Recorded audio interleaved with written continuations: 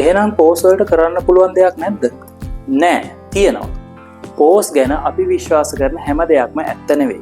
අද අපි බලමු පෝස් ගැන තියෙන කොමන් මිත්ස් කිහිපයක්. නම්බර් 1 කුණු වතුරෙන් පෝස් ඕපන් වෙනවා. ඇත්තටම පෝස් වලට ඕපන් සහ ක්ලෝස් වෙන්න මසල්ස් නැහැ. උණුසුම නිසා ඔයිල් සහ මැරුණු සෛල ලූස් වෙන්න පුළුවන්. මේ නිසා පෝ එක ඇරුණා වගේ පෙනුනට ඇත්තටම එහෙම වෙන්නේ නැහැ. නම්බර් 2 අයිස් ගෑවම පෝස් ක්ලෝස් වෙනවා. අයිස් හෝ සීතල වතුර වලට පුළුවන් පෝස් පේන එක ටික වෙලාවකට අඩු කරන්න.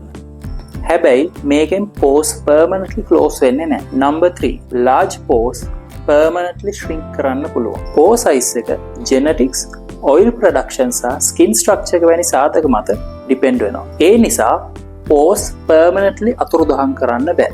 නම්බර් 4 pores පේනවා නම් skin එක dirty. මේකත් වැරදි අදහසක්.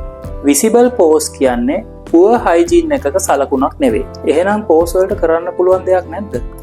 නෑ, තියෙනවා. salicylic acid, retinoids, niacinamide වැනි ingredients නිවැරදිව භාවිතා කළොත් clogged pores සහ oiliness අඩු කරලා pores වල appearance එක අඩු කරන්න උදව් වෙන්න පුළුවන්. හැබැයි pores completely erase කරන්න බෑ. scientific විදියට skin care ගැන දැනගන්න follow කරන්න. I'm Dr. Dulan.